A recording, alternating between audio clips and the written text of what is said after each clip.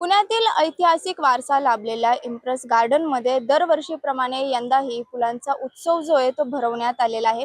आता माझ्या मागे बघू शकता की नागरिकांचा मोठा प्रतिसाद जो आहे त्या या फुलांचा किंवा पुष्प प्रदर्शनाला मिळत असल्याचं आपल्याला पाहायला मिळते।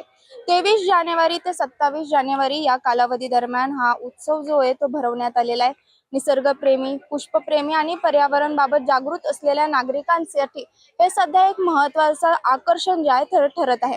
लहानांपासून ज्येष्ठांपर्यंत सर्वच या प्रदर्शनाचा जो आहे तो अनुभव घेत असल्याचं आपल्याला पाहायला मिळते। उद्या या संपूर्ण प्रदर्शनाची सांगता होणार आहे, अखेरचा दिवस असणार आहे आणि तत्पूर्वी आज 26 जानेवारी असल्यामुळे सुट्टीचा दिवस असल्यामुळे इथे नागरिकांची वर्दळ जी आहे, गर्दी जी आहे ते होत असल्याचं आपल्याला पाहायला मिळते। पुण्याहून मी शिवानी लकडे, टाइम्स ऑफ महाराष्ट्र।